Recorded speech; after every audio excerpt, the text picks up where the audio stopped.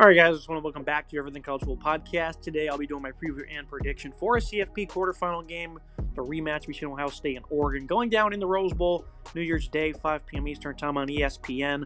2-point favorites are the Buckeyes. 54 is the total. Looking at this Ohio State offense, they're coming off a phenomenal game against Tennessee, where I thought going into that game that a lot of people, a couple of people were picking the Vols to win. I felt that Ohio State would remind everyone in the country just how good they can be after a disappointing loss against Michigan, where it just seems like they're not in the right headspace when they play the Wolverines. When one thing goes bad and the whole machine collapses, it seems, when they play Michigan, and that's exactly what happened. Lost that game badly, only scored 10 points, didn't put up a whole lot of yards either. And here against Tennessee, after a couple of weeks, they bounced back emphatically, which I expected them to do this. 42-17 victory, though I certainly didn't think they would win by that many points. But I thought the offense would get back on track in a big way. 311 yards, 2 touchdowns by Will Howard, and the interception was off a ball that was almost a touchdown. Probably should have had a pass interference called. It was an insane interception as well. So really no mistakes. Pretty clean game from Will Howard. 83% completion rating. This guy was on fire, looked calm, cool, collected. Was able to trust the guys around him, and everybody made plays. Of course, we'll get to the offensive line. That was a big reason why. Jeremiah Smith, though, getting back on track after a bit of a bumpy road the back half of the season. He's now over 1,000 yards with 12 touchdowns. Big-time performance from him. Got things started off a big touchdown on a jump ball down the left side. 103 yards, 2 scores for him on 6 receptions. This guy is a true freshman, but he doesn't play like one. This is an elite player, one of the best in the country at his position. Having a phenomenal season. He's going to have a big impact in this one. He did that in the first game. 9 grabs for 100 yards and a score. You already know he's going to command double-figure targets more than likely. Now, and alongside him, of course, is a slot weapon in Emeka Egbuka. 824 and 9 touchdowns with his team-high 65 receptions. Didn't see much of Carnell Tate in that game against Tennessee, but he's also kind of emerged over the back half of the season as a reliable weapon. Only 1 catch for 18 yards. Before that, though, he had 4 straight games of 4-plus receptions. So this is a very reliable number 3. Didn't do anything in the first matchup against Oregon, but if they need him to get involved, he certainly can. Travion Henderson, G. Scott, Brandon Ennis, these guys will occasionally jump in the passing game. But it's really going to be that top 2 I alluded to there, and Smith and Egbuka combined for about 10 receptions a game. Great part of this receiving core for the Buckeyes. Howard, a lot of people didn't feel like he could, win a national title for Ohio State. And I think this is a good enough quarterback that can. He really fits the scheme well. Has great arm strength, has great accuracy downfield. Had a great game the first time around against the Ducks. Had 326 and 2 scores. Completed 80%. And, of course, that's overlooked by what happened on that final play where he slid just a little bit too late. This guy's a pretty good runner as well for his size. I like his speed, being 235 pounds. Hasn't really showcased that speed much this year, but I think it's an underrated part of his game that needs to be accounted for. 7 touchdowns as well. He's a very live runner at the goal line and in 4th and 3rd and shorts. Howard, the complete package here, 29 touchdowns, 9 picks on the season, over 3,100 yards. And, of course, you look at this offensive line. This is a group that, they've been battle-tested this year. It already wasn't that great of a group to begin with. Josh Simmons, a left tackle, was having a great season. Went down in the game against the Ducks. Seth McLaughlin, a couple weeks later, ends up winning the award for the nation's best center. He gets hurt with a leg injury as well, so they've really had to reshuffle things, and the depth isn't all that great to begin with for Ohio State, and that's why they struggled so bad against Michigan. They absolutely blasted up front, and they couldn't do anything. And it was much better against Tennessee. It certainly wasn't perfect, and a lot of one-on-one opportunities. That volunteer D-line that has a lot of great players certainly had some winnable matchups, and matchups they did win, but they were able to hold up just enough to allow Howard to work downfield on longer developing plays. And I think it was an impressive group that was able to also, as the game went on, kind of wear them down running the football. So that's a great performance from this offensive line. All the criticisms were directed towards them for the Michigan game, deservedly so. They're out here and they're trying their hardest, though. Left tackle Donovan Jackson never played the position until a couple weeks ago. He's doing very well at left tackle. Left guard, Austin Serverled and Luke Montgomery have been playing that position. Sire Lend will probably be the starter, but they'll rotate if they need to. Carson Hinsman, he's not that physical of a guy. He held up well in terms of pass protection. He's not that great of a player. Neither is right guard Tegra Tejbola, who also really got beaten up on one-on-one opportunities and pass protection. But on the ground, this is a guy that certainly showed a bit more pop in this game than he did against Michigan, where he was awful in that one as well. But he's going to be a vulnerability. Josh Fryer, he's having an above-average season. He's only allowed 1 sack this year at right tackle. He's been a good part for them. I know he was a little beat up in that Tennessee game as well. This is it, though. We have no more reinforcements. This is an offensive line that doesn't have many guys to go to. The depth is very limited. They've already been beat up with 2 All-Americans due to injuries being out. So that's certainly tough for Ohio State offensive line, but I figured they're going to scheme ways to still have a successful group on offense because they have so many weapons and have a good quarterback, and you can't let the offensive line limitations hold you down, and they proved that not to be a factor with almost 500 yards against Tennessee. In this run game, it's also been tough for them this year in conference play. It's been hard to find 200-yard games. Only one of them in the Big Ten had 156 and 4 touchdowns against Tennessee, almost 5 yards per carry there. These running backs were good. 839, 10 scores for Judkins this year. Henderson, 831 and 8 scores. Henderson had a redemption game against UT, 10 carries for 80 yards. Also had 4 grabs for 54 yards downfield. I mean, multi-dimensional backs here is what they bring to the table. These guys have been fresh throughout the year. They've done a good job of rotating them and keeping them able to go full load if they need to in these playoff games. It was nice to see this run game really take over, especially in that second half. They did a good job of staying ahead of the sticks. Not many negative plays at all in this game were generated by Tennessee. And then, in the second half, that run game really started to take over. So that's very encouraging for Ohio State. This is a great offense, and I figured they would put on a great show against Tennessee. 36 points per game on the year, going up against Oregon here. It's going to have to be much of the same again, but it's all going to come down to how the offensive line performs, and I think they'll do quite well. Now you move to an Oregon offense putting up 35.9 points per game, led by Dillon Gabriel, Heisman finalist. 3,500 yards on the year, 28 touchdowns, only 6 interceptions, 73% comp rate, highly efficient player. One thing about this passing attack is for a couple of weeks since the first meeting against Ohio State, they didn't exactly struggle, but they weren't exactly, putting up eye-popping production. They had no 300-yard games, and they haven't had one since. I mean, they've been quite close, 3 games of 200, or 4 games, that is, 280-plus yards. I mean, they're still putting up good numbers, right, but they haven't certainly been going out there and just lighting up the world. It seems like this offense kind of cools off in the second half of games.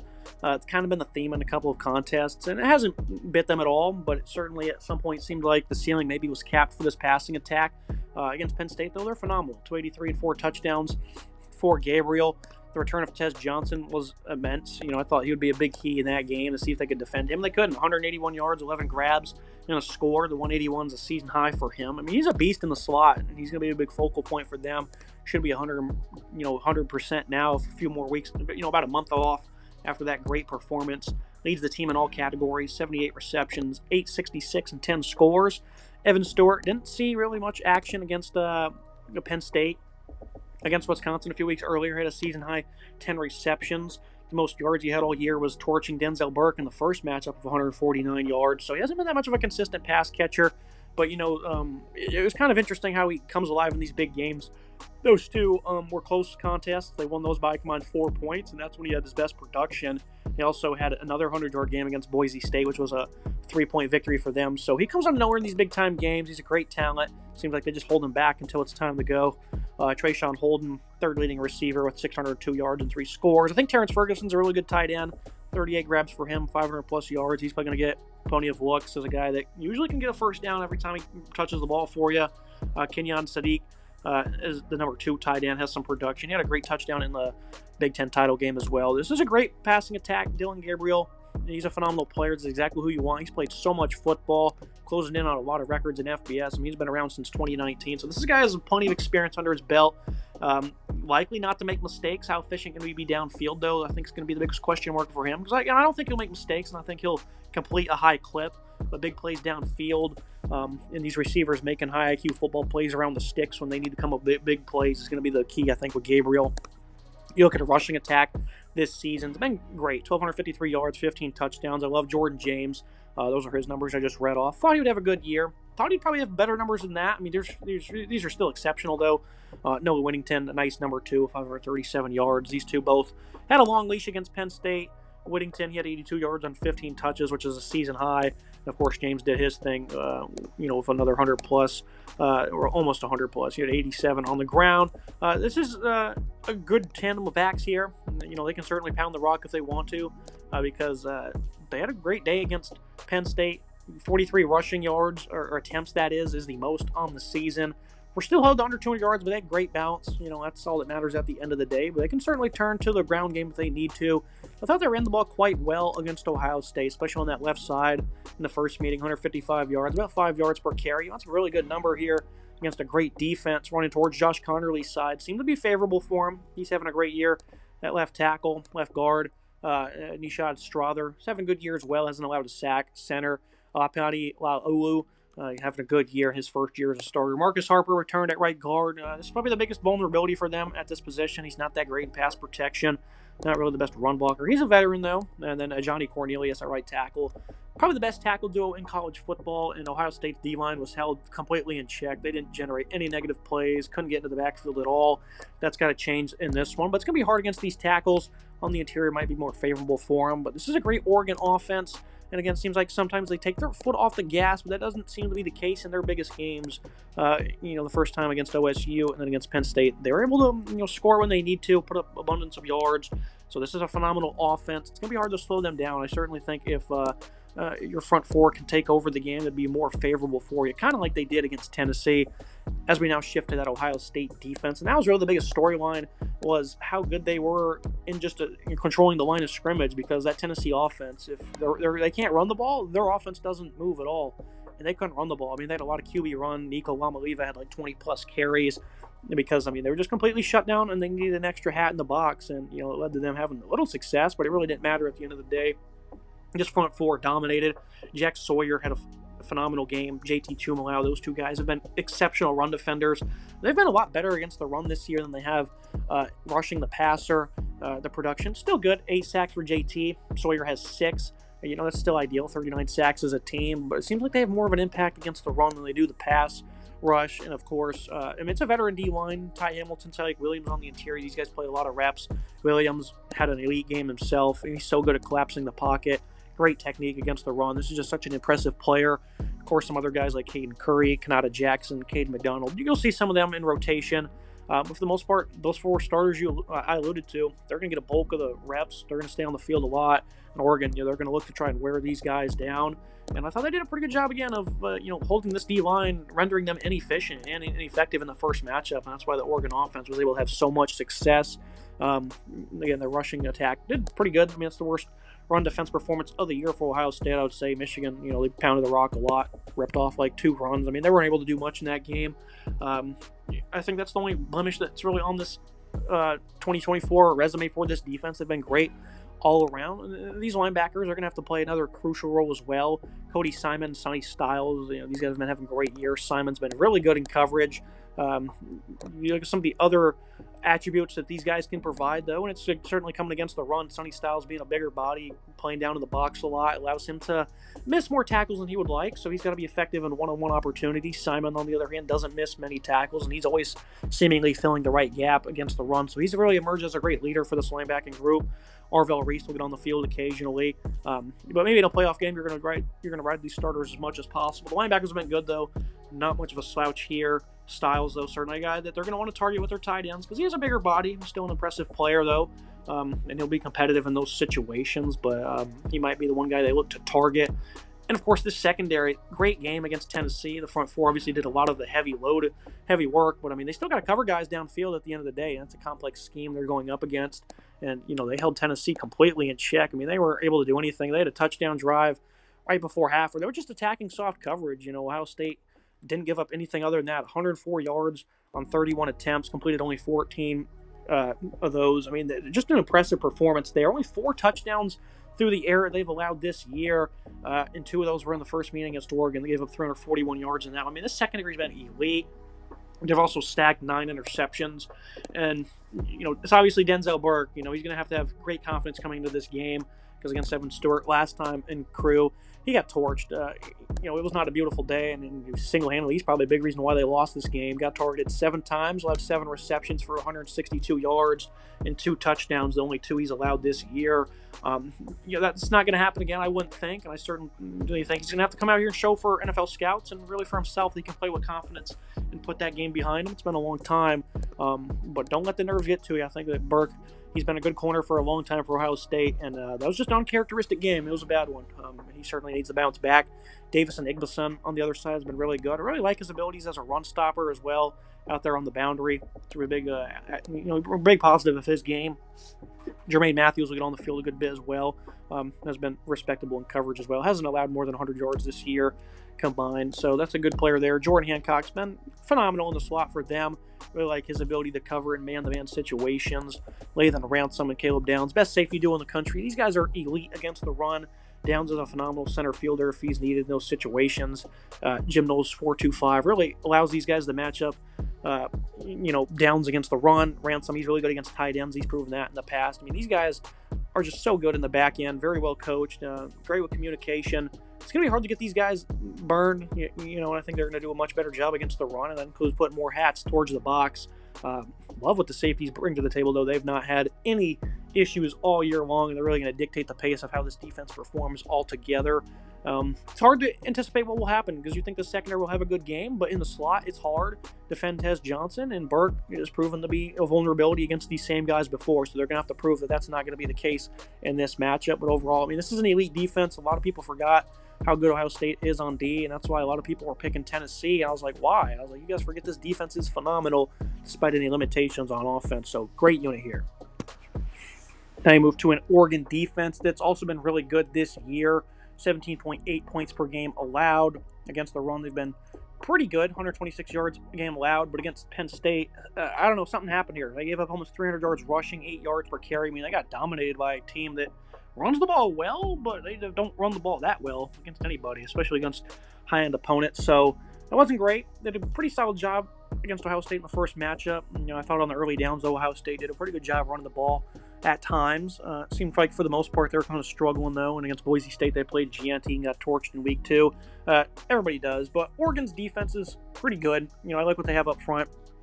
Derek Harmon on the interior has proved to be a phenomenal addition for him, or for them. Him and Jamari Caldwell, the two transfers, have been great. Two big bodies against the run on the interior. Mateo Uyeyungale, on the other hand, has been respectable against the run, but he's been a dynamic pass rusher. Harmon's also been a phenomenal pass rusher as well. Matchups with him and, Carson Hinsman and Tagbola at right guard, I think those are certainly very favorable for him. So I think Harmon completely be a game wrecker in this contest. Jordan Burt should be 100% healthy. Amari and Winston, he's been a solid player in his absence. Birch, though, you certainly want him coming off the edge. 11 TFL in 9 games, that's great. Mateo has 12.5. Playing the full season. This is a team that has great prowess up front, 40 sacks. Mateo has those 10.5.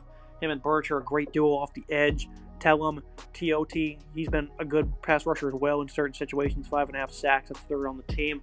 And Derek Harmon, of course, just generates so much pressure. 10 QB hurries on top of 5 sacks. I mean, this is a team that's been very good. That game against Penn State was very alarming. I think Ohio State, their offensive line, again, there's a lot of limitations there. But what they were doing in that second half, running the ball against Tennessee, is pretty eye-popping. They were really starting to take over their physicality. As the game went on, they started wearing them down. And Oregon, they got wore down the entire game. Even with a big lead, they were unable. I mean, Penn State was still running the ball with a big lead, and they weren't really able to create many run stuffs. So that's certainly alarming. This is a great D-line, though. This is a favorable matchup for them on the interior, definitely.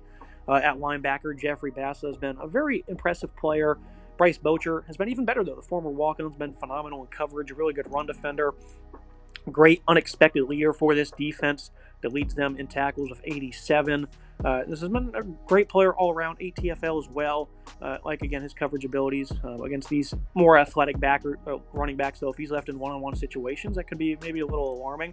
But he's been a competitive player overall. Devon Jackson, the third linebacker, he'll get on the field. He's been a great tackler for them.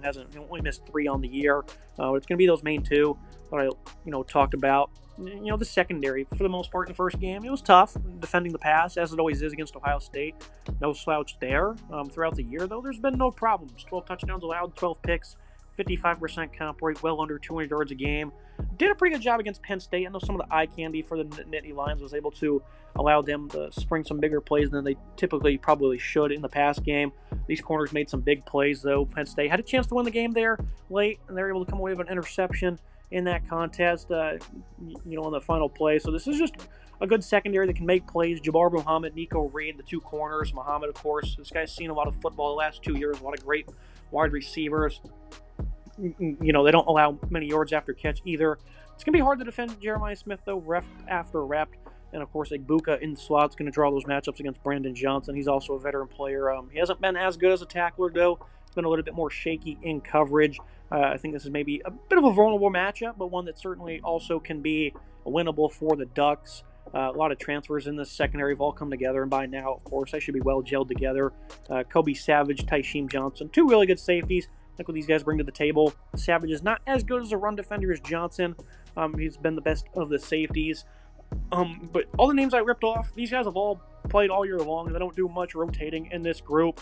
The guys that are going to be out there are going to be the ones playing. Dante Manning is the only other guy that'll get on the field in this secondary. Not a very good tackler, but he's also been solid in coverage. Nico Reed's also an exceptional run defender. So, I mean, this is a competitive secondary. And, of course, they had issues in terms of giving up a lot of efficiency against Ohio State. Jeremiah Smith also had a great day, and I think that's probably going to expect to be continued. It's very hard to defend these very talented pass catchers. But for Oregon overall, you really just need to take advantage of that matchup on the interior. If you're going to send blitzes, that's where they're going to be. Maybe some corner blitzes here and there to try and, because, stunts and whatnot, different variations of blitzes are going to confuse this offensive line. I don't think communication will be the biggest deal. I think just maybe the lack of skill for Ohio State could be the issue up front. I think this interior has a very favorable matchup. Be interesting to see how Ohio State adjusts because, they're well aware of that. And they kind of let just two guys on the interior completely dictate how this game will go. So Oregon's D-line, though, they're just as good as the Buckeyes, and they can certainly make this game, lean heavily into their favor of what they can accomplish. Looking at the team comparisons, in the first match, about a lot of things in favor of Ohio State. We're going to keep it that way. Quarterback even as it gets. Running back and wide receiver. I mean, both have a 1-2 punch. I think the Buckeyes one's more talented, though. I think a wide receiver. Probably call that one even as well. That's probably where I'm going to lean.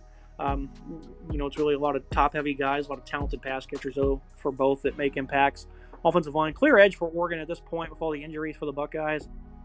On defense, I'm going to slide with Ohio State in all advantages, even defensive line. The Ducks have a little bit more depth, though, but I think there's more talent in terms of starters for Ohio State, even though that defensive line seems to have a favorable matchup on the interior for Oregon. You probably call that one even as well. Very neck and neck when it comes to these team comps. Looking at the final thoughts on the prediction, Ohio State D-line needs to be more effective than in the first matchup. Key in on Tez Johnson in the slot, maybe not so much in terms of coverage, but limit his yak because he burns you so bad after catching the football. Tackle him short of the sticks is going to be very crucial. Will Howard needs to stay hot. I think the same goes for the offensive line. I mean, that's ultimately the biggest key at the end of the day is can they hold up in pass protection? Can they provide nice run lanes? But it's not going to be the only key, but I think it's probably the main one for Ohio State and for Oregon. Stress the Buckeyes secondary. That's what you do with this passing attack with Gabriel and the way they run this offense, the way they have guys going downfield, guys in the flat that can pick up 15 yards in the blink of an eye. It's tough to defend, and just take advantage of the favorable matchups one-on-one up front that I alluded to. Those defensive linemen on certain guys on the Ohio State O-line. I think a lot of favorable matchups for them. I think a lot of people are probably going to expect this one to be a shootout, kind of like the first one, but I think both of these defenses are going to step up here. It's the Rose Bowl, though, so I think wacky things could happen. We could easily both top 40 points. I think it's possible. I think you'll see more of a defensive affair in this one. I want to take Ohio State to win. I thought that they would have a great game against Tennessee. I picked them to win the national championship before the playoffs, even after the Michigan loss, and I think here they're going to continue that momentum. It really comes down to the O-line. If the offensive line plays well, they're not going to lose. It's as simple as that, and I think it's going to be hard for that to happen here against the Ducks. But I think Chip Kelly, Ryan Day, they're going to continue to lean on these guys. They're going to show confidence in them. They're going to scheme some things up to kind of ease the stress. But there was a lot of matchups there left one-on-one, and they were all able to hold up well enough against a very deep Tennessee D-line. So we're going to expect it to happen here again. Another week to get healthy for them. And I don't think they're going to let this one liability just control how the entire game goes. I think Ohio State's too good for that. So that's me for today's episode. Make sure you guys like, comment, subscribe. See you next time.